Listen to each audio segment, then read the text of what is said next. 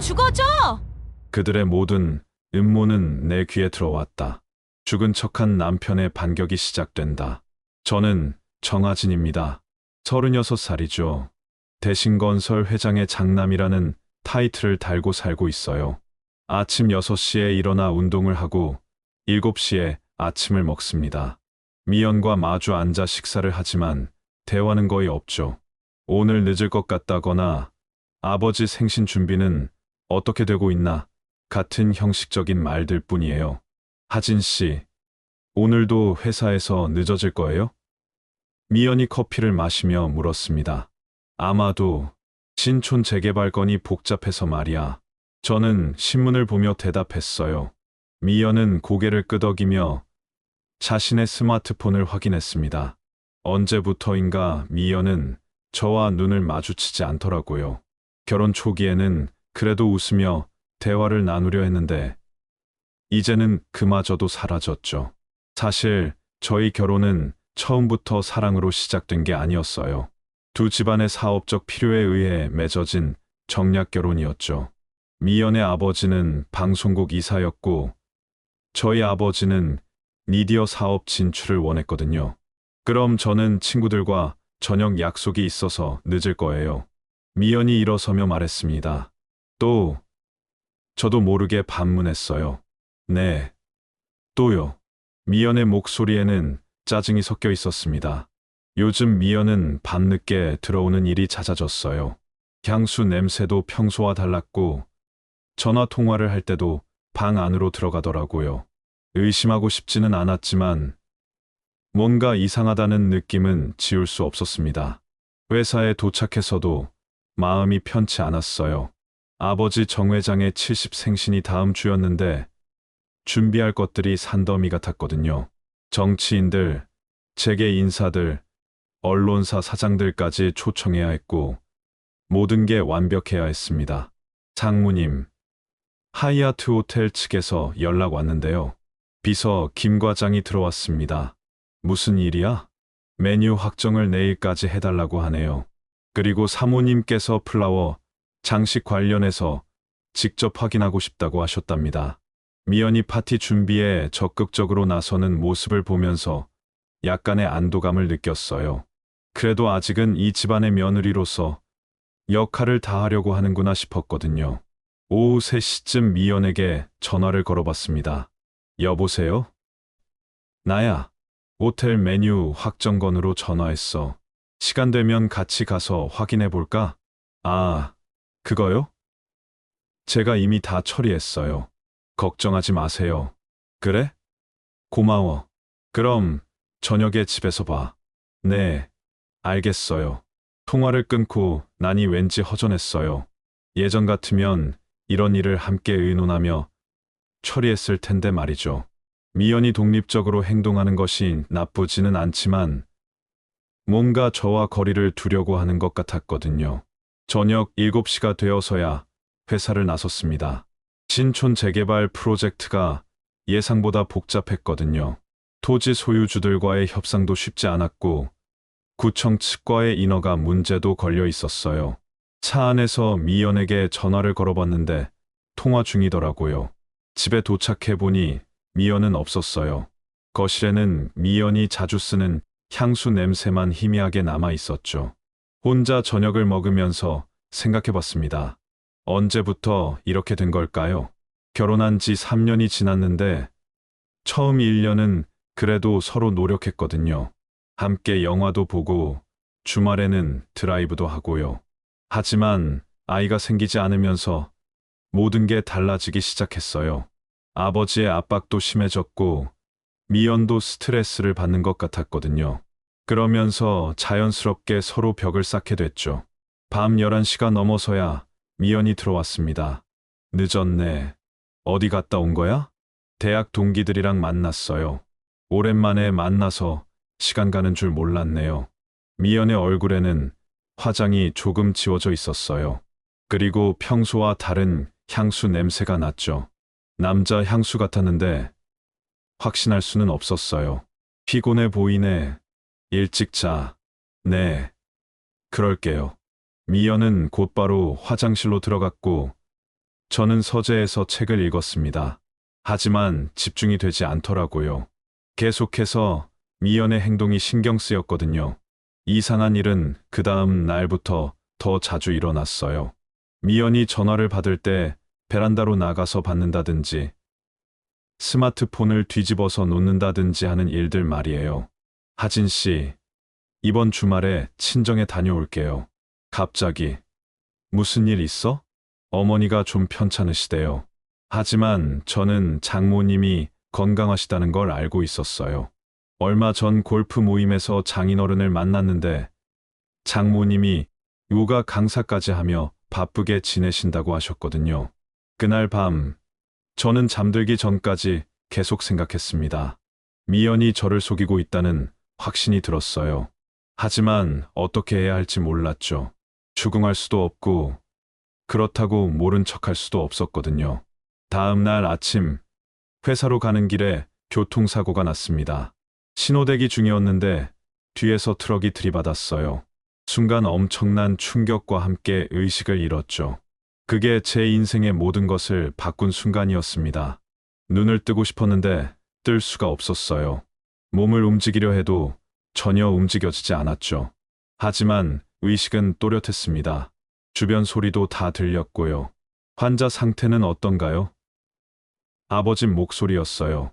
의식은 돌아왔을 가능성이 높습니다만 잠금 증후군이라는 상태예요. 의식은 있지만 몸을 전혀 움직일 수 없는 거죠. 의사가 설명했습니다. 잠금 증후군이라니. 저는 그 순간 절망감에 빠졌어요. 몸속에 갇혀버린 기분이었거든요.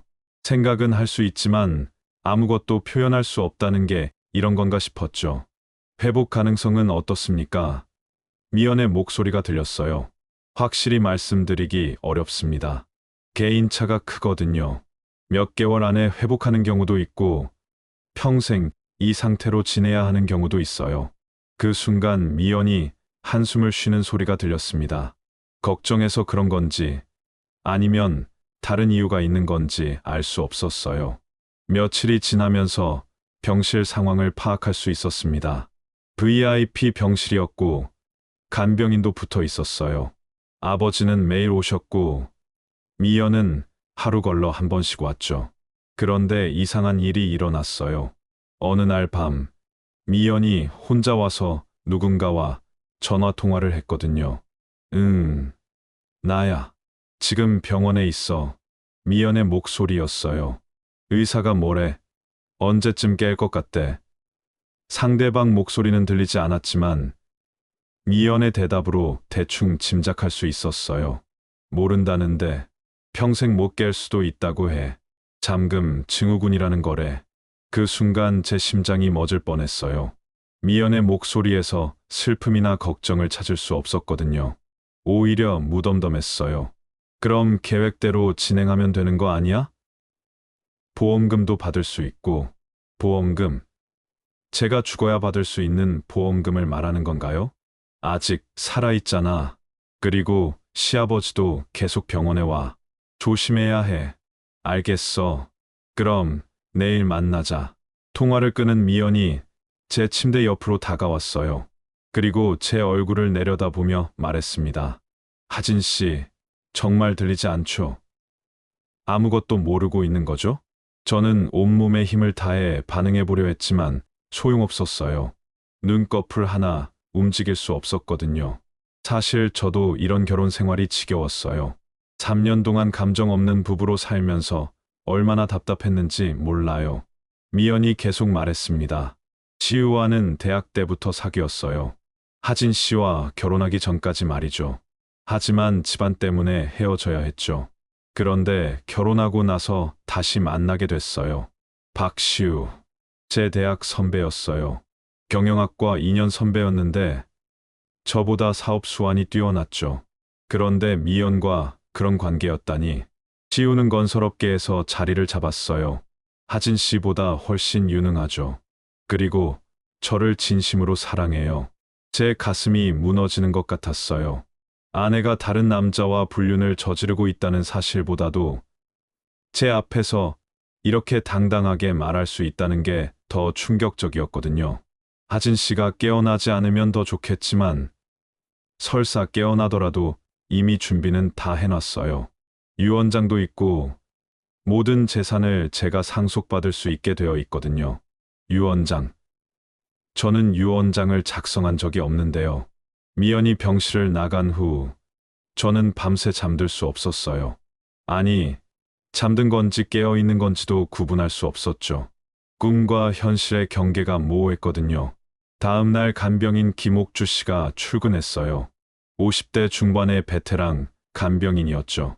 상무님, 오늘 컨디션은 어떠신가요? 어제 밤에 사모님이 오셨더라고요. 김옥주 씨는 환자와 계속 대화를 하는 편이었어요.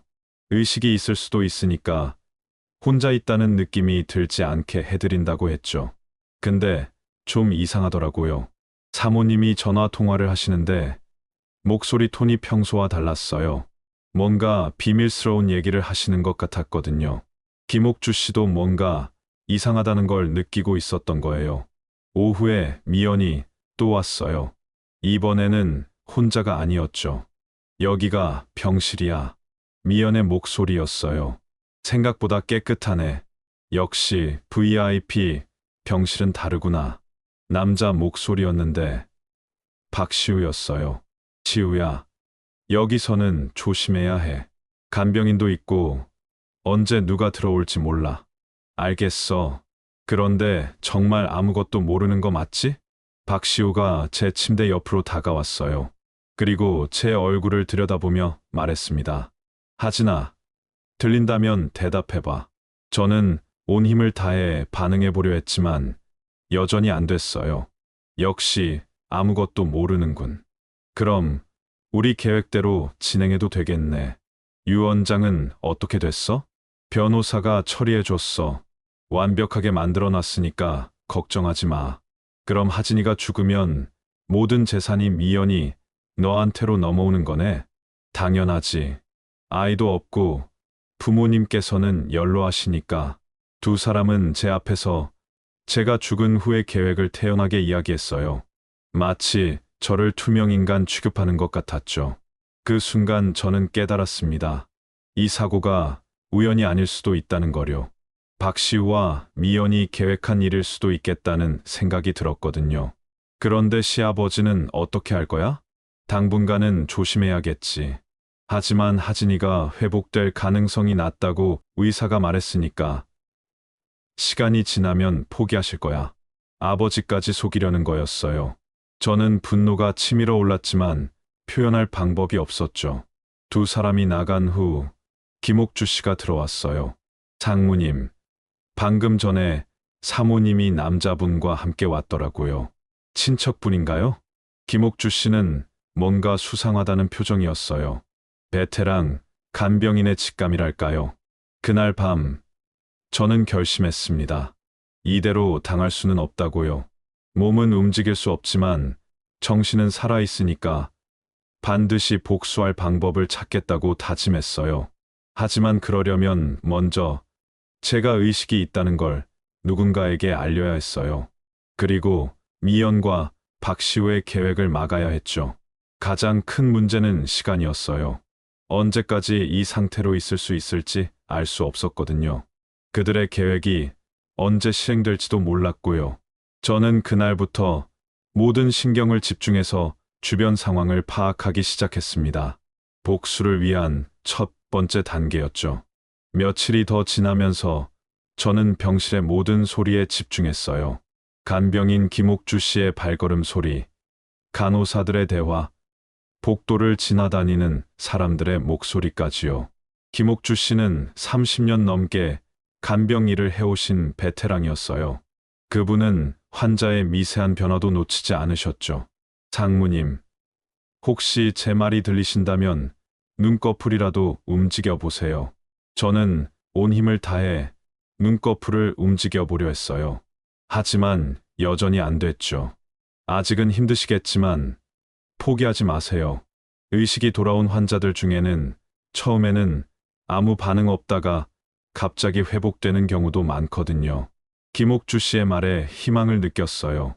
그리고 며칠 후 기적 같은 일이 일어났습니다. 장모님, 오늘 날씨가 정말 좋아요. 창문을 열어드릴게요.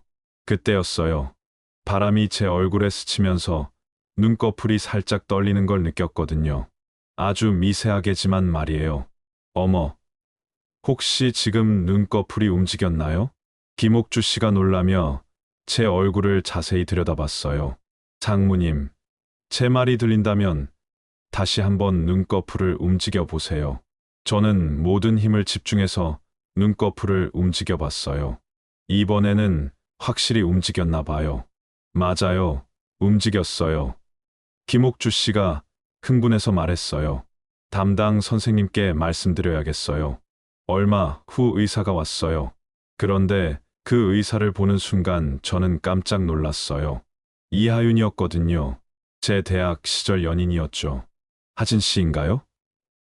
저는 이하윤입니다. 신경외과 전문의예요.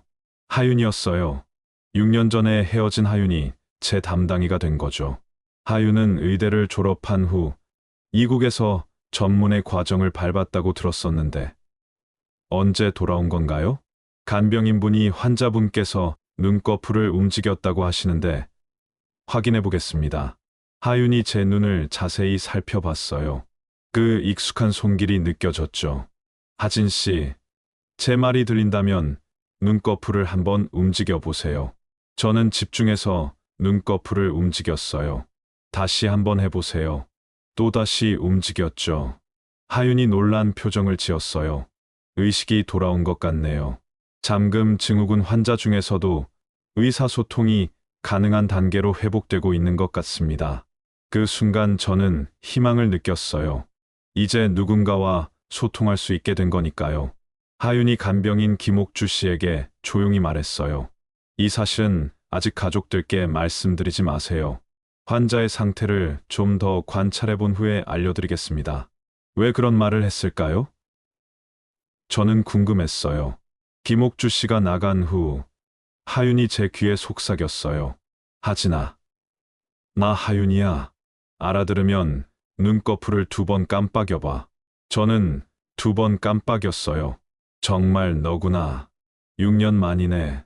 하윤의 목소리에서 복잡한 감정이 느껴졌어요. 지금 상황이 좀 이상해. 며칠 전부터 내 부인이 병실에 와서 이상한 통화를 하더라고. 간병인분이 신경 쓰시길래 내가 직접 확인해 봤거든. 하윤도 뭔가 이상하다는 걸 눈치챈 거였어요. 혹시 내가 당한 사고가 우연이 아닐 수도 있겠다는 생각이 들어. 경찰 조사에서는 트럭 기사가 졸음운전을 했다고 했지만 저는 눈꺼풀을 한번 깜빡였어요. 그렇다는 뜻으로요. 정말 그런 거야? 계획된 사고였다는 거야? 2번 깜빡였어요. 하윤이 심각한 표정을 지었어요. 그럼 우리가 조심해야겠네. 내 부인이 의심하지 않게 말이야. 그때부터 저와 하윤, 그리고 김옥주 씨는 비밀스러운 연합을 결성했어요. 저는 아직 의식이 돌아오지 않은 척 연기를 해야 했고, 하윤과 김옥주 씨는 증거를 수집하기로 했죠. 며칠 후 결정적인 순간이 왔어요.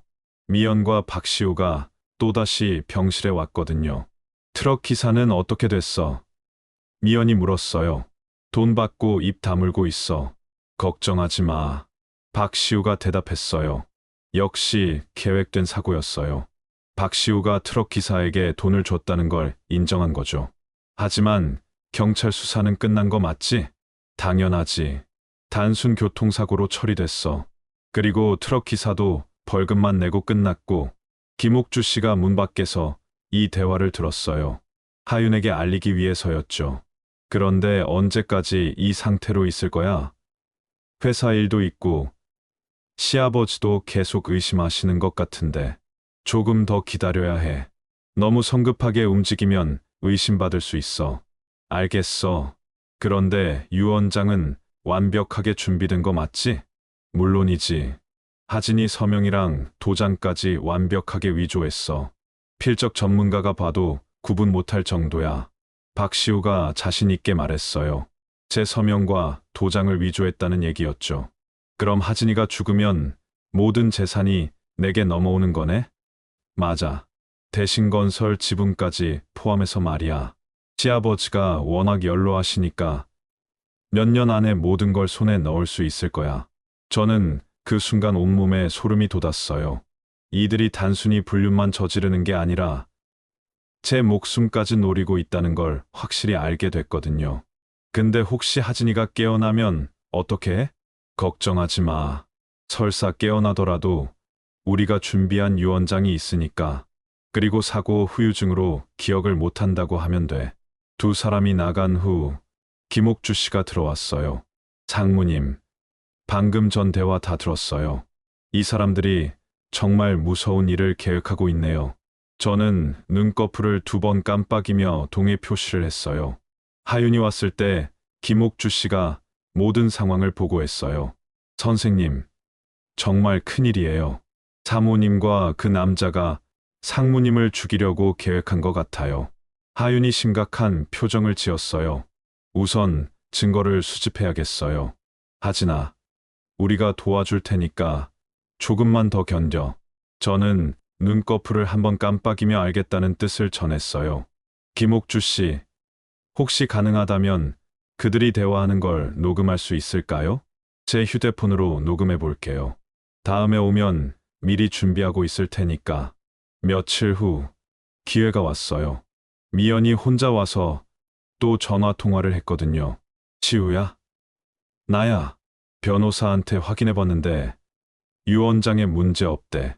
김옥주 씨가 문 밖에서 휴대폰으로 녹음하고 있었어요. 하진이가 죽으면 바로 상속 절차 진행할 수 있어. 그리고 보험금도 30억 받을 수 있고. 30억. 제가 죽으면 미연이 받을 수 있는 보험금이었어요. 트럭 기사는 어떻게 됐어? 혹시 입 열지는 않겠지? 걱정하지 마. 이미 5천만 원 줬고 입만 다물고 있으면 추가로 더 주기로 했어. 결정적인 증거였어요. 박시우가 트럭 기사에게 돈을 줘서 저를 치게 했다는 걸 미연이 알고 있다는 증거였죠. 그럼 언제쯤 실행할 거야? 조금 더 기다려야 해. 너무 성급하면 의심받을 수 있어.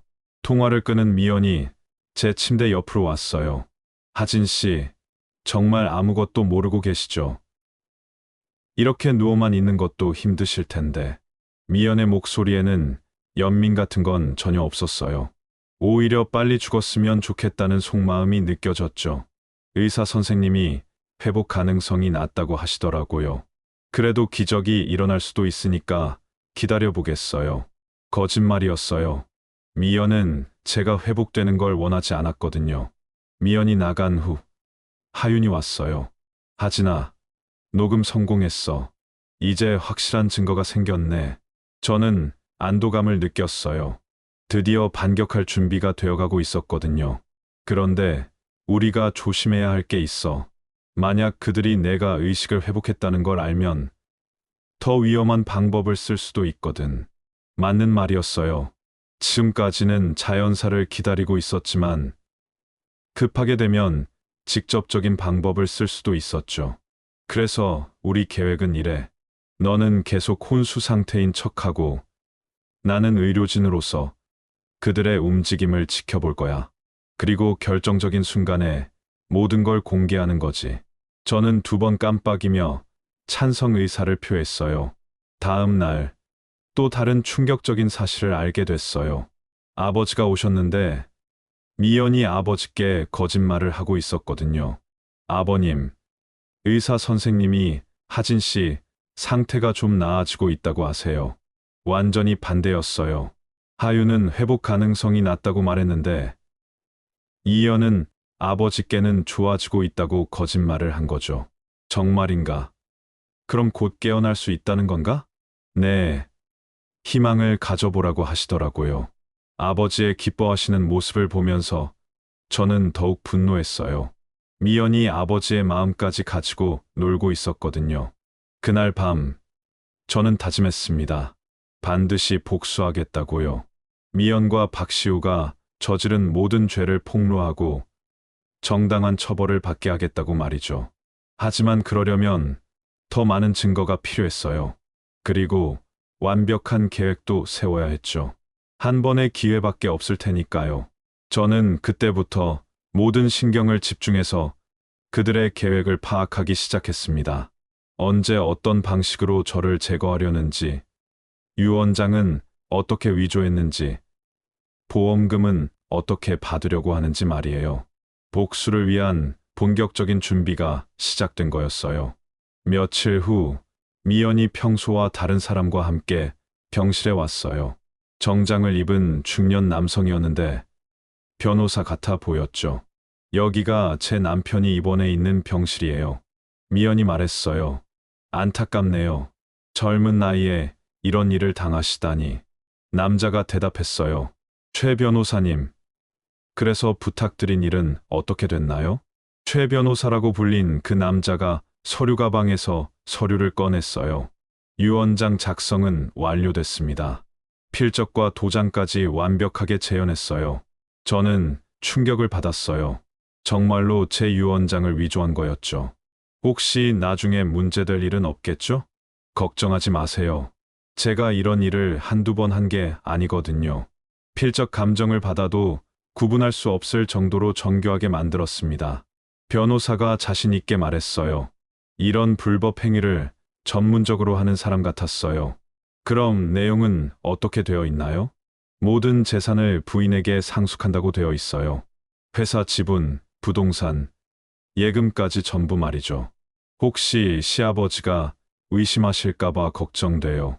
그런 일은 없을 겁니다. 부부간의 모든 재산을 배우자에게 물려주는 건 자연스러운 일이거든요. 두 사람이 제 앞에서 태연하게 범죄를 모의하고 있었어요. 저는 분노로 온몸이 떨렸지만 표현할 수 없었죠. 비용은 어떻게 되나요? 이미 받은 계약금 제외하고 잔금 2천만 원만 더 주시면 됩니다. 알겠어요. 일이 마무리되면 바로 드릴게요. 변호사가 나간 후 미연이 제 침대 옆에 앉았어요. 하진 씨, 미안해요. 하지만 어쩔 수 없었어요. 미연이 갑자기 사과하는 게 이상했어요. 사실 저도 이런 결혼이 싫었어요. 3년 동안 감정 없는 관계로 지내면서 얼마나 힘들었는지 몰라요. 미연의 목소리에는 진짜 감정이 섞여 있었어요.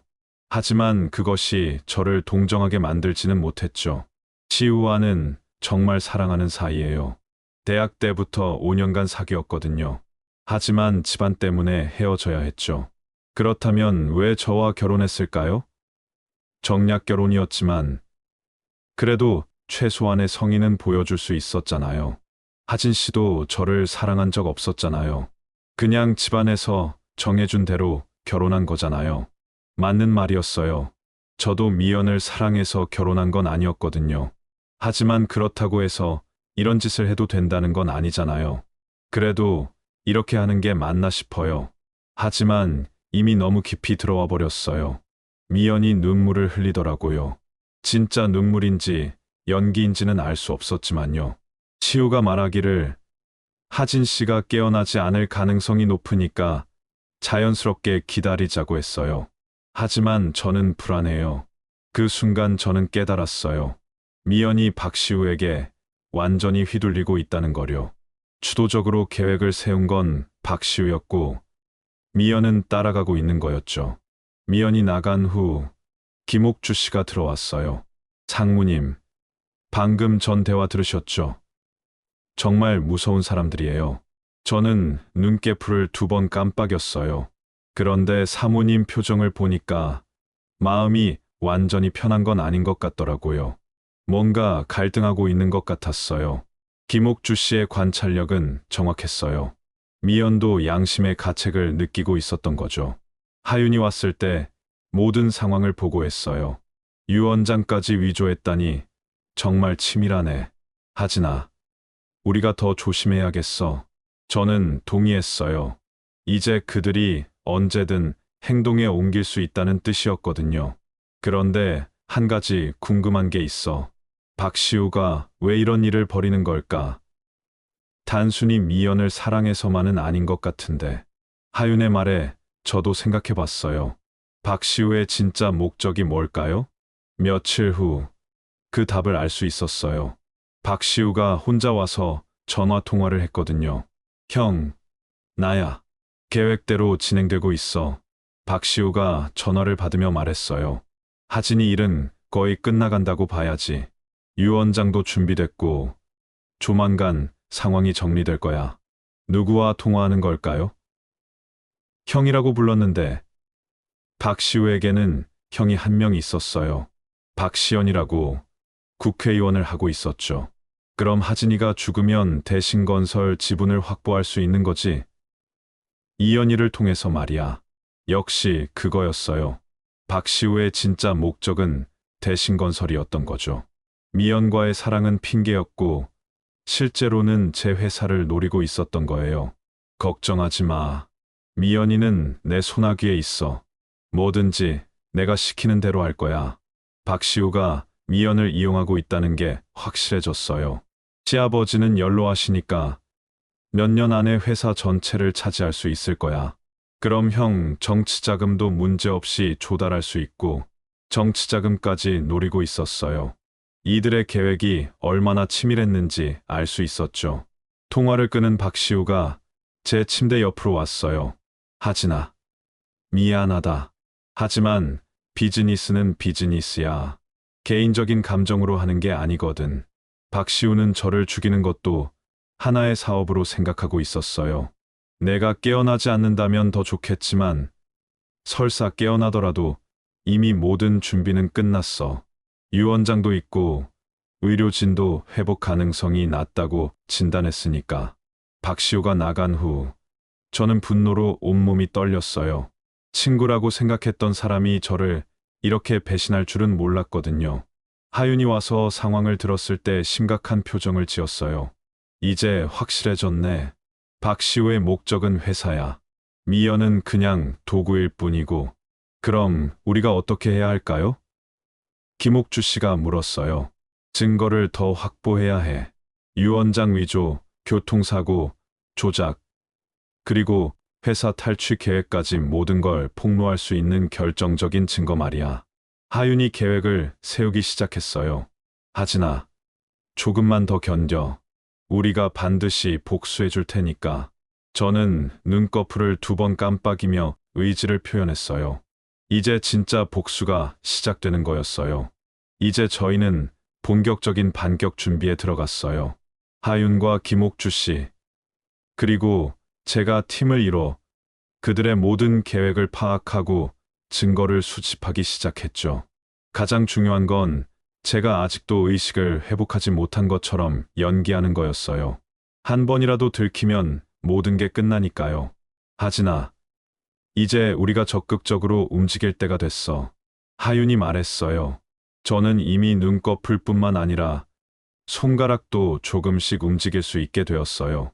물론 아주 미세하게지만요. 손가락으로 신호를 보내는 법을 만들자. 한 번은 예스, 2번은 노, 3번은 위험하다는 뜻으로 하면 어떨까? 저는 손가락을 한번 움직여 동의했어요. 김옥주 씨는 이제 전문적인 정보 수집원이 되어 있었어요. 장모님, 어제 사모님이 은행에 다녀오셨대요. 보험회사 직원과도 만났다고 하더라고요.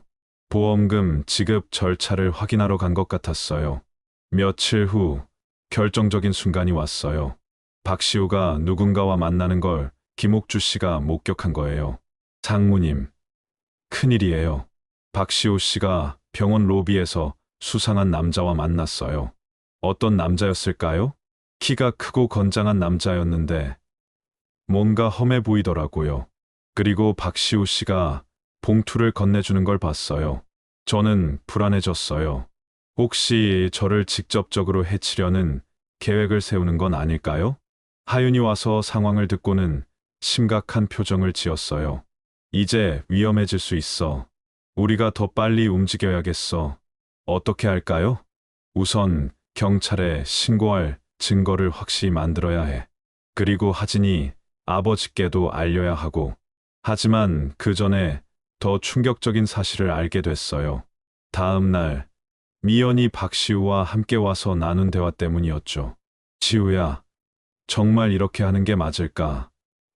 나는 너무 무서워. 지금 와서 무슨 소리야? 이미 너무 깊이 들어온 걸. 하지만 하진 씨를 직접 해치는 건 너무 심한 거 아니야? 직접 해치다니. 정말로 저를 죽이려는 계획을 세우고 있는 거였어요. 자연사를 기다리기에는 너무 오래 걸려. 그리고 혹시 깨어나기라도 하면 모든 게 망해. 그래도 살인은 너무. 살인이 아니야. 의료사고로 만들 거야. 완벽하게. 의료사고라니. 어떤 방법을 쓸 생각인 걸까요? 어떻게? 간단해. 약물 과다 투여야. 의사가 실수한 것처럼 만들면 돼. 저는 온몸에 소름이 돋았어요. 정말로 저를 죽이려고 구체적인 계획까지 세운 거였죠. 누가 할 건데? 내가 아는 사람이 있어. 돈만 주면 뭐든지 하는 놈이거든. 박시호가 어제 만난 그 남자를 말하는 것 같았어요. 언제? 이번 주 안에. 더 늦으면 안 돼. 이번 주 아니라니. 시간이 얼마 남지 않았어요. 두 사람이 나간 후 김옥주 씨가 급하게 들어왔어요. 상무님, 방금 전 대화 들으셨죠? 정말 위험해요. 저는 손가락을 3번 움직여 위험하다는 신호를 보냈어요. 하윤이 왔을 때는 이미 비상 계획을 세우고 있었어요. 하진아, 우리가 먼저 행동해야겠어. 더 늦으면 정말 위험할 수 있어. 저는 동의했어요. 우선 내 아버지께 연락드릴게. 그리고 경찰에도 신고해야 하고. 하지만 증거가 부족했어요. 녹음 파일은 있었지만 법정에서 인정받을 수 있을지 확실하지 않았거든요. 더 확실한 증거가 필요해. 유언장 위조 서류라든지 트럭 기사와의 거래 증거라든지. 그때 김옥주 씨가 좋은 아이디어를 냈어요. 제가 청소부로 변장해서 박시우 씨 사무실에 들어가 볼까요? 증거를 찾을 수 있을지도 몰라요. 위험한 일이었지만 다른 방법이 없었어요. 너무 위험해요. 들키면 어떻게 해요? 괜찮아요. 저 이런 일 전에도 해본 적 있어요. 김옥주 씨의 과거가 궁금했지만 지금은 그럴 때가 아니었어요. 이틀 후 김옥주 씨가 중요한 정보를 가지고 왔어요. 상무님, 대박이에요. 박시우 씨 사무실에서 엄청난 걸 찾았어요. 무엇을 찾았을까요? 트럭, 기사 통장 사본이 있었어요. 그리고 박시우 씨가 5천만 원을 송금한 기록도 있고요. 결정적인 증거였어요. 그뿐만 아니라 위조 유언장 원본도 있었어요. 최 변호사라는 사람이 만든 것 같더라고요. 이제 확실한 증거를 손에 넣었어요. 하윤이 모든 자료를 정리해서 경찰서에 가져갔어요. 그리고 아버지께도 연락드렸죠. 하진이 아버님께서 내일 오신대. 그리고 경찰도 함께 올 예정이야. 드디어 반격의 시간이 다가온 거예요. 하지만 그 전에 마지막으로 한 번 더 연기를 해야 했어요. 미연과 박시우가 의심하지 않게 말이죠. 다음 날 아침, 미연이 평상시처럼 병실에 왔어요. 하진 씨, 오늘 날씨 정말 좋아요. 창문 좀 열어드릴게요. 저는 여전히 아무 반응을 보이지 않았어요. 의사 선생님이 오늘 중요한 검사를 한다고 하시더라고요. 결과에 따라서 치료 방향이 정해진다고 해요. 미연은 그게 어떤 검사인지 모르고 있었어요. 하지만 곧 알게 될 거였죠. 오후 2시, 드디어 결정적인 순간이 왔어요. 아버지가 경찰관들과 함께 병실에 들어오신 거예요. 이게 무슨 일인가? 미연이 당황해서 물었어요. 서미연 씨, 정하진 씨 교통사고 관련해서 몇 가지 질문이 있습니다. 경찰관이 말했어요. 무슨 질문이요? 저는 아무것도 모르는데요. 우선 이 녹음 파일을 들어보시죠. 경찰관이 녹음기를 틀었어요. 미연과 박시우가 나눈 대화가 흘러나왔죠. 이건 어떻게? 미연의 얼굴이 하얗게 변했어요. 그때 저는 천천히 눈을 떴어요. 하진아, 아버지가 놀라서 제 이름을 부르셨어요. 미연은 충격을 받은 채로 저를 바라봤어요. 하진 씨, 언제부터? 처음부터요. 저는 힘겹게 말했어요. 당신들이 나눈 모든 대화를 다 들었어요. 미연이 주저앉았어요. 모든 게 끝났다는 걸 깨달았겠죠. 서미연 씨, 동행하시죠. 경찰관이 수갑을 꺼냈어요. 복수가 시작된 거였어요. 제가 깨어났다는 소식이 퍼지자 병원은 순식간에 아수라장이 됐어요. 미연은 경찰에 연행됐고 박시우도 곧 체포될 예정이었죠. 아버지는 제 손을 꼭 잡으며 눈물을 흘리셨어요. 하진아, 정말 힘들었겠구나. 아버지가 늦게 알아서 미안하다. 괜찮습니다. 아버지, 이제 모든 게 끝날 거예요. 하윤이 제 상태를 확인했어요. 신체 기능은 대부분 회복됐어. 몇 주간 재활 치료를 받으면 일상생활에 문제 없을 거야. 정말 다행이었어요. 몸을 움직일 수 있다는 게 이렇게 감사할 줄 몰랐거든요.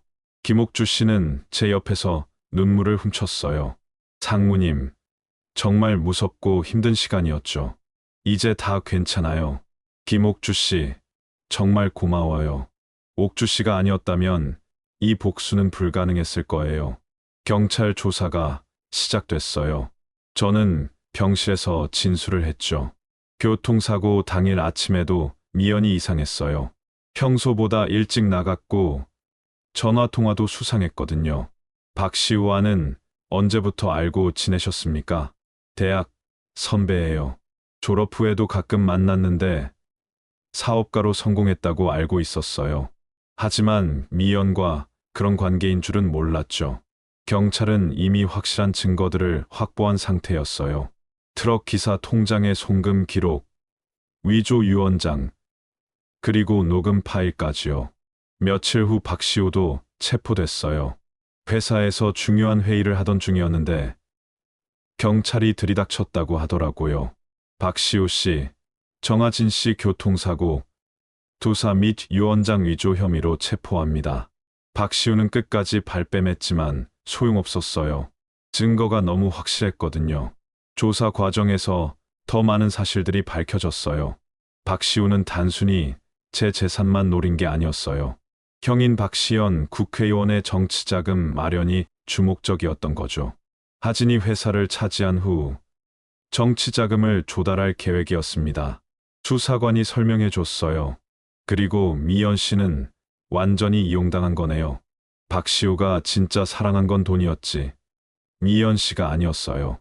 미연의 면회를 갔을 때 그녀는 완전히 다른 사람이 되어 있었어요. 하진 씨, 정말 미안해요. 저도 모르게 이렇게 깊이 빠져버렸어요. 왜 그랬어요? 우리 결혼이 그렇게 싫었나요? 사랑이 없었잖아요. 3년 동안 형식적인 부부로 지내면서 너무 외로웠어요. 미연의 말에도 일리가 있었어요. 하지만 그렇다고 해서 살인을 계획할 이유는 될 수 없었죠. 치우가 저를 진짜 사랑한다고 생각했어요. 하지만 알고 보니 저도 이용당한 거였네요. 박시우의 진짜 목적을 알고 있었나요? 나중에 알았어요. 회사를 차지하려는 거였다는 걸. 하지만 그땐 이미 너무 늦었어요. 미연도 피해자라고 할 수 있었지만 저를 죽이려 한 것만은 용서할 수 없었어요. 한편 회사에서는 큰 파문이 일었어요. 아버지가 직접 임직원들에게 상황을 설명하셨거든요. 하진이가 당한 교통사고는 계획된 범죄였습니다. 그리고 하진이는 기적적으로 회복되었어요. 직원들은 충격을 받았어요. 평소 조용하고 성실했던 제가 이런 일을 당했다는 사실에 말이죠. 재활 치료를 받으면서 저는 많은 생각을 했어요. 지난 3년간의 결혼 생활, 그리고 앞으로의 인생에 대해서요. 하윤이 재활 치료를 도와줬어요. 하진아, 이제 새로운 시작이야. 과거에 얽매이지 말고 앞을 봐. 고마워. 하윤아, 너 없었으면 정말 큰일 날 뻔했어. 우리 사이에 그런 말이 어디 있어. 그런데 앞으로 계획은 어떻게 할 거야? 회사는 계속해야겠지만 미연과는 완전히 정리할 거야. 이혼 절차도 진행하고 법적 절차들이 복잡했어요. 이혼 소송, 손해배상 청구, 그리고 형사재판까지요. 변호사와 상담하면서 놀란 게 미연과 박시우가 저지른 범죄의 규모가 상상보다 훨씬 컸다는 거예요. 유언장 위조, 교통사고 교사, 살인 미수, 보험 사기 미수까지. 정말 중범죄들이네요. 형량은 어느 정도 나올까요? 최소 10년 이상은 받을 것 같습니다. 특히 박시우는 주모자니까 더 무거운 형을 받을 거예요. 아버지는 이 일로 많이 상처받으셨어요. 내가 며느리를 제대로 못 봤구나. 하진이한테 미안하다. 아버지 잘못이 아니에요. 저도 미연의 본심을 몰랐으니까요. 앞으로는 내가 원하는 대로 살아라. 결혼도 내가 정하고 회사 일도 내 방식대로 해. 아버지의 말씀이 고마웠어요. 이제 진짜 제 인생을 살 수 있게 된 거죠. 김옥주 씨에게는 특별한 보상을 해드렸어요. 옥주 씨 덕분에 살 수 있었어요. 뭐든지 원하는 게 있으면 말씀하세요. 장모님, 저는 그냥 제 할 일을 한 거예요. 하지만 정말 다행이에요. 그래도 보상은 받으셔야죠. 결국 김옥주 씨에게는 상당한 보상금과 함께 회사에서 안전한 일자리를 마련해드렸어요. 재판 날짜가 정해졌어요. 이제 법정에서 마지막 승부를 벌일 때가 온 거죠. 재판이 시작됐어요. 언론에서도 관심을 가졌죠. 재벌가 며느리의 충격적인 배신이라는 제목으로 기사가 나왔거든요. 법정에 들어서는 순간 저는 긴장됐어요. 미연과 박시우를 마주 보는 게 쉽지 않았거든요. 정아진 씨, 증인석에 나와 주십시오. 제가 증인석에 섰을 때 미연이 저를 바라봤어요. 그녀의 눈에는 후회가 가득했죠. 사고 당일 아침 상황부터 설명해 주시겠습니까? 저는 차근차근 설명했어요. 미연의 이상한 행동, 박시우와의 의심스러운 관계, 그리고 병실에서 들은 모든 대화들을요. 병실에서 피고인들이 나눈 대화를 직접 들으셨다고 하셨는데 구체적으로 어떤 내용이었나요? 보험금 이야기, 유언장 위조 계획, 그리고 트럭 기사에게 돈을 줬다는 내용까지 다 들었습니다. 검사가 녹음 파일을 재생했어요. 법정에 미연과 박시우의 목소리가 울려 퍼졌죠. 트럭 기사는 어떻게 됐어? 혹시 입 열지는 않겠지? 걱정하지 마. 이미 5천만 원 줬고 입만 다물고 있으면 추가로 더 주기로 했어. 미연이 고개를 떨어뜨렸어요. 자신의 목소리가 법정에서 재생되는 걸 듣기 괴로웠겠죠. 박시우의 변호사가 반박했어요. 이 녹음은 불법적으로 취득된 것입니다. 증거 능력이 없어요. 하지만 검사가 준비한 다른 증거들이 있었어요. 트럭 기사 통장의 송금 기록입니다. 사고 이틀 후 박시우 피고인 계좌에서 5천만 원이 송금됐어요. 결정적인 물증이었어요. 그리고 이것은 위조된 유언장입니다. 필적 감정 결과 정아진 씨의 진짜 필체와 95% 이상 유사하게 조작된 것으로 나타났습니다. 최 변호사도 함께 기소됐어요. 유언장 위조 전문가였던 거죠. 트럭 기사도 증인으로 나왔어요. 박시우 씨가 저에게 5천만 원을 주면서 정아진 씨 차를 들이받으라고 했습니다. 정확한 지시 내용이 어떻게 됐나요? 신호대기 중일 때 뒤에서 들이받되 죽지 않을 정도로만 하라고 했어요. 의식불명 상태로 만들면 된다고 했습니다. 정말 치밀한 계획이었어요. 저를 죽이는 게 목적이 아니라 의식불명 상태로 만들어서 자연사를 기다리려고 했던 거죠. 박시우가 증인석에 섰을 때는 끝까지 발뺌했어요. 저는 결백합니다. 모든 게 오해예요. 그럼 트럭 기사에게 5천만 원을 송금한 이유는 뭡니까? 사업 관련 대금이었어요. 무슨 사업인가요? 건설, 현장 운송업이었습니다. 하지만 증거는 너무 확실했어요. 통화 기록, 송금 내역, 위조 유언장까지 모든 게 박시우를 범인으로 가리키고 있었거든요. 미연의 증언은 달랐어요. 모든 게 제 잘못입니다. 박시우 씨의 말에 휘둘려서 이런 일을 저질렀어요. 피고인은 교통사고가 계획된 것임을 알고 있었습니까? 처음에는 몰랐어요. 나중에 알게 됐는데 그때는 이미 너무 깊이 빠져 있었어요. 그럼에도 불구하고 계속 협조한 이유는 뭔가요? 박시우 씨가 저를 사랑한다고 믿었어요. 그리고 하진 씨와의 결혼도 불행했고요. 미연의 변명을 들으면서 저는 복잡한 기분이었어요. 분노도 있었지만 한편으로는 안타깝기도 했거든요. 김옥주 씨도 증인으로 나왔어요. 간병인으로서 환자 곁에 있으면서 많은 것을 목격했습니다. 피고인들이 환자 앞에서 범죄를 모의하는 걸 직접 봤어요. 구체적으로 어떤 내용이었나요? 보험금 수령 방법, 재산 상속 계획, 그리고 환자를 직접 해치려는 계획까지 모든 걸 들었습니다. 하윤도 의학적 증언을 했어요. 환자는 잠금 증후군 상태였지만 의식은 완전히 돌아온 상태였어요. 따라서 주변에서 일어나는 모든 일을 인지할 수 있었습니다. 재판이 진행되면서 박시우의 추가 범죄들도 밝혀졌어요. 피고인 박시우는 형인 박시연 국회의원의 정치자금 마련을 위해 이런 범죄를 계획했습니다. 정치자금법 위반까지 추가된 거죠. 그리고 대신건설 지분을 탈취한 후 수십억 원의 정치자금을 조달할 계획이었습니다. 박시연 국회의원도 참고인으로 조사받게 됐어요. 변론 과정에서 박시우와 이연의 변호사들은 선처를 호소했어요.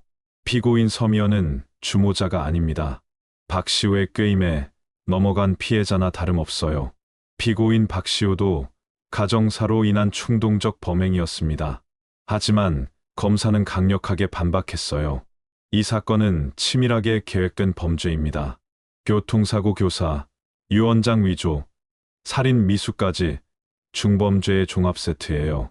특히 정아진 씨가 의식불명 상태에서도 모든 걸 듣고 있다는 사실을 알면서도 계속 범행을 모의한 점은 극히 악질적입니다. 최종 변론에서 저도 발언할 기회가 있었어요. 저는 두 피고인을 용서할 수 없습니다. 하지만 법이 정당한 판결을 내려주시기를 바랄 뿐입니다. 다만 미연 씨가 박시우에게 이용당한 측면이 있다는 점은 참작해 주셨으면 좋겠습니다. 재판장이 최종 판결을 선고했어요. 피고인 박시우는 교통사고 교사, 유언장 위조, 살인 미수 등의 죄로 징역 14년을 선고합니다. 박시우가 충격을 받은 표정을 지었어요. 피고인 서미연은 공동정범으로 징역 12년을 선고합니다. 미연은 눈물을 흘렸어요. 재판이 끝난 후 저는 복잡한 심정이었어요. 복수는 성공했지만 뭔가 허무한 기분도 들었거든요. 하윤이 제 어깨를 두드렸어요. 이제 정말 끝났어. 새로운 시작을 할 때야. 맞는 말이었어요. 이제 과거는 정리하고 앞으로 나아가야 할 때였죠. 재판이 끝나고 6개월이 지났어요. 저는 많은 변화를 겪었죠. 무엇보다 제 인생에 대한 관점이 완전히 바뀌었거든요. 우선 회사 일부터 정리했어요. 대신건설에서 손을 떼고 작은 건축 설계 사무소를 차렸죠. 하진아, 정말 괜찮겠어? 큰 회사 버리고 이런 작은 사무소를 차리다니. 아버지가 걱정하셨어요. 괜찮아요, 아버지. 이제 제가 정말 하고 싶은 일을 하고 싶어요. 그래, 내 뜻대로 해라. 대신 회사 지분은 그대로 가지고 있어. 아버지는 결국 제 결정을 존중해 주셨어요. 하윤과의 관계도 새롭게 정의하고 있었어요.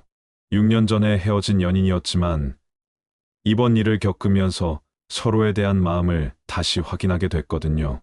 하윤아, 이번 일 없었으면 어떻게 됐을까? 글쎄, 우리 다시 만날 일도 없었을 텐데. 저희는 서울 외곽의 작은 마을에 사무소를 차렸어요. 친환경 주택 설계가 전문 분야였죠.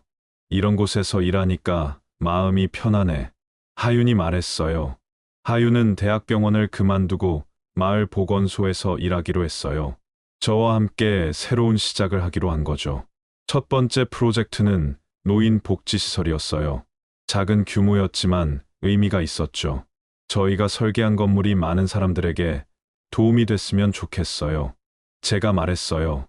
그러게요. 이제 정말 의미 있는 일을 하는 것 같아요.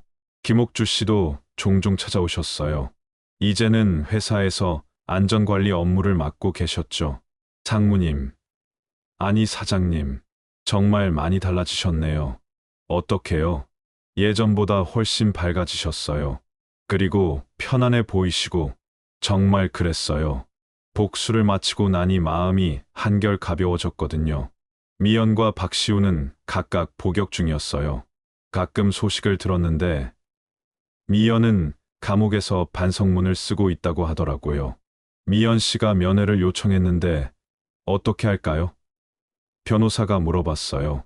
거절하겠습니다. 더 이상 만날 이유가 없어요. 박시우는 형인 박시연 국회의원까지 정치 생명이 끝나면서 완전히 몰락했어요. 정치자금법 위반으로 의원직도 상실했거든요. 어느 날 하윤과 함께 산책을 하다가 이야기를 나눴어요. 하윤아, 이번 일을 겪으면서 깨달은 게 있어. 뭔데? 사람의 진심이 얼마나 중요한지 말이야. 미연과 3년간 결혼 생활을 했지만 서로에 대한 진심이 없었어. 그러게, 정략 결혼이었다고 해도 최소한의 성의는 있어야 했는데. 하지만 너는 달랐어. 위험한 상황에서도 나를 도와줬잖아. 당연한 거 아니야? 우리 사이에 그런 말이 어디 있어. 하윤의 말이 고마웠어요. 진짜 사랑이 뭔지 알게 해준 사람이었거든요. 6개월 후 저희는 결혼을 결정했어요. 이번에는 진짜 사랑으로 하는 결혼이었죠. 아버지, 하윤과 결혼하려고 해요. 그 의사 선생님 말이지? 좋은 사람 같더라. 아버지도 찬성이야. 아버지가 흔쾌히 허락해 주셨어요. 결혼식은 조용하게 치렀어요. 가족과 가까운 친구들만 초대했죠. 이제 정말 새로운 시작이네. 하윤이 말했어요. 그러게, 이번에는 진짜 행복하게 살자. 김옥주 씨도 결혼식에 참석하셨어요. 사장님, 정말 축하드려요. 이하윤 선생님과 잘 어울리세요. 고마워요, 옥주 씨. 옥주 씨 덕분에 이런 날이 올 수 있었어요. 신혼여행은 제주도로 갔어요. 바다를 보면서 하윤과 대화를 나눴죠. 하진아, 후회하지 않아? 뭘? 큰 회사 버리고 작은 사무소 차린 거 말이야. 전혀. 오히려 이게 내 진짜 인생 같아. 정말 그랬어요. 예전에는 아버지가 정해준 길을 따라 살았다면 이제는 제가 선택한 길을 걷고 있었거든요. 사무소도 점점 성장했어요. 친환경 건축에 대한 관심이 높아지면서 의뢰가 늘어났죠. 우리 사무소만의 특색을 만들어보자. 제가 제안했어요. 어떤 특색? 사회 약자를 위한 건축 말이야. 장애인, 노인, 저소득층을 위한 주택 설계. 좋은 생각이야. 의미 있는 일이잖아. 첫 번째 사회공헌 프로젝트는 독거노인을 위한 임대주택이었어요.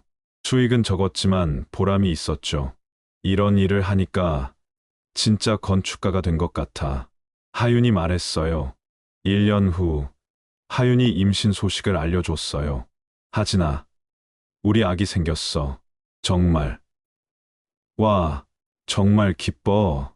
아이가 생긴다는 소식에 저는 정말 행복했어요.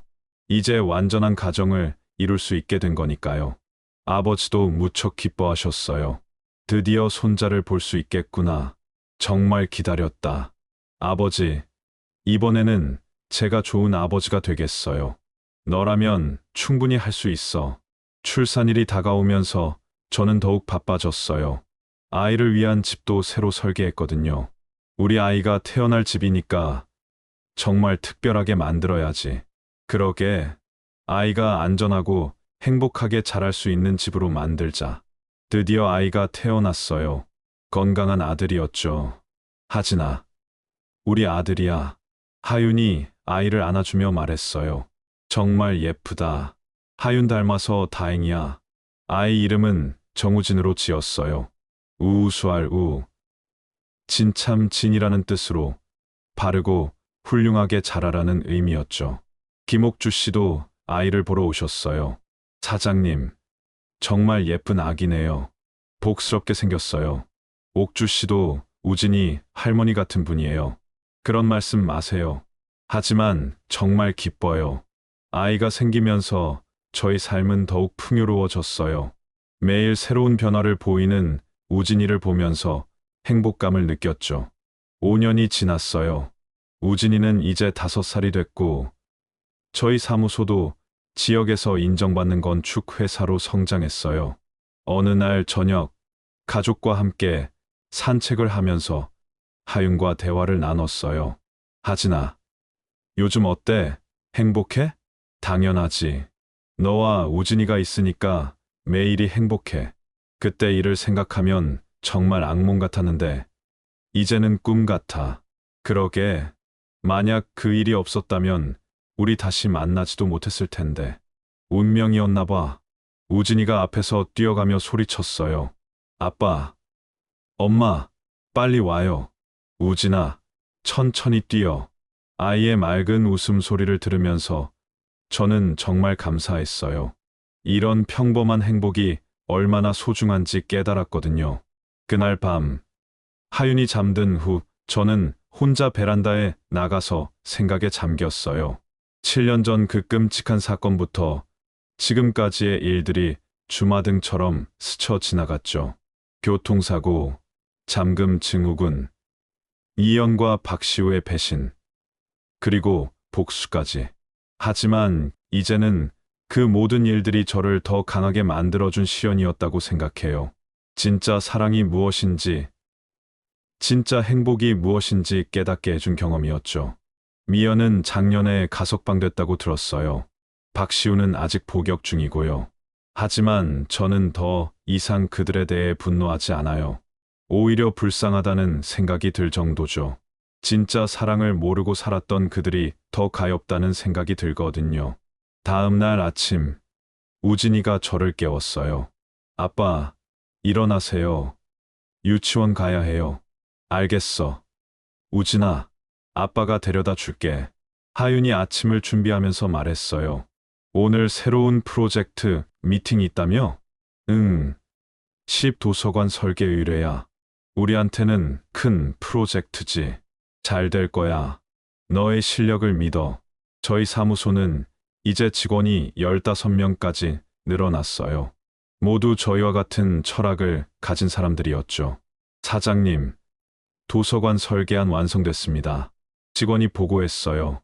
고생했어요. 발표 준비도 잘 해봅시다. 프레젠테이션은 성공적이었어요. 지 관계자들이 저희 설계안을 높게 평가해 주셨거든요. 정하진 소장님의 설계는 정말 인상적이었습니다. 사용자 중심의 설계, 철학이 돋보였어요. 큰 프로젝트를 수주하게 되면서 저희 사무소는 또 한 번 도약할 기회를 얻었어요. 집에 돌아와서 하윤과 우진이에게 좋은 소식을 전했어요. 도서관 프로젝트 따냈어. 와, 정말. 축하해. 하윤이 기뻐했어요. 아빠 대단해요. 우진이도 박수를 쳤어요. 그날 저녁, 가족과 함께 맛있는 저녁을 먹으면서 저는 진심으로 감사했어요. 하윤아, 정말 고마워. 너 없었으면 이런 행복도 없었을 거야. 나야말로 고마워. 너랑 함께 이런 삶을 살 수 있어서. 저희는 서로의 손을 맞잡고 미소를 지었어요. 밤늦게 우진이를 재우고 나서 하윤과 함께 베란다에서 차를 마시며 대화를 나눴어요. 하진아, 우리 정말 많이 변했지? 그러게, 예전의 나를 생각하면 정말 다른 사람 같아. 어떻게 다른데? 예전에는 남이 정해준 길만 따라 살았어. 하지만 이제는 내가 선택한 길을 걸어가고 있잖아. 그리고 진짜 사랑이 뭔지도 알게 됐고. 맞아. 형식적인 관계와 진심 어린 사랑의 차이를 확실히 알게 됐지. 저희는 밤하늘의 별을 보면서 미래에 대해 이야기했어요. 앞으로 어떤 꿈이 있어? 하윤이 물었어요. 우진이가 건강하게 자라는 거, 그리고 우리 사무소로 더 많은 사람들에게 도움이 되는 건물을 짓는 거야. 나도 그래. 그리고 우진이에게 좋은 부모가 되고 싶어. 우리라면 할 수 있을 거야. 그 순간 저는 확신했어요. 이제 정말로 제 방식대로 진짜 인생을 살고 있다는 거려. 과거의 아픔과 복수는 이제 저를 더 강하게 만든 자양분이 됐어요. 그리고 진짜 사랑을 찾을 수 있게 해준 계기가 됐죠. 아버지도 가끔 저희를 찾아오세요. 우진이를 무척 예뻐하시거든요. 하진아, 너 정말 많이 변했구나. 예전보다 훨씬 행복해 보여. 고마워요, 아버지. 이제 진짜 제 인생을 살고 있는 것 같아요. 그래, 그렇게 살아라. 아버지도 흐뭇하다.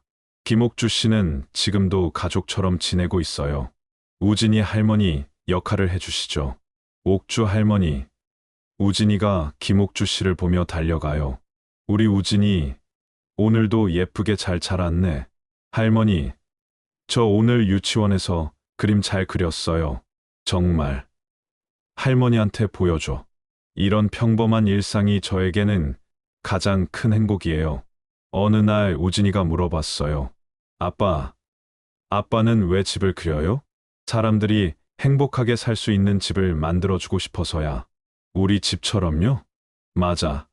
우리 집처럼 따뜻하고 행복한 집을 만들어주는 거야. 우진이의 순수한 질문에 저는 다시 한번 제 일의 의미를 생각해 봤어요. 그날 밤, 저는 일기를 썼어요. 오랜만에 쓰는 일기였죠. 오늘로 그 사건이 일어난 지 7년이 됐다. 7년 전에 나는 복수만 생각했지만 지금의 나는 사랑과 감사로 가득하다. 미연과 박시우에게 당한 배신은 분명 아팠지만 그 덕분에 진짜 사랑을 찾을 수 있었다. 하윤과 우진이가 있어서 매일이 행복하다. 이제 내 방식대로 진짜 인생을 살아갈 것이다. 일기를 쓰고 나니 마음이 한결 가벼워졌어요. 이제 저는 과거에 얽매이지 않아요. 미래를 향해 나아가고 있거든요. 하윤과 우진이와 함께, 그리고 제가 선택한 길을 걸어가면서 말이죠. 복수는 끝났지만 진짜 인생은 이제 시작이에요. 사랑하는 사람들과 함께 의미 있는 일을 하면서 매일매일 감사하며 살아가는 것. 그것이 제가 찾은 진짜 행복입니다. 그리고 저는 확신해요. 앞으로도 이 행복이 계속될 거라는 거요. 왜냐하면 이번에는 진짜니까요. 구독과 좋아요는 영상을 만드는데 큰 힘이 됩니다. 이 이야기 어디서 들으셨는지 이름이나 장소를 댓글로 남겨주시면 감사한 마음을 가지며 인사드리러 가겠습니다. 시청해 주셔서 고맙습니다.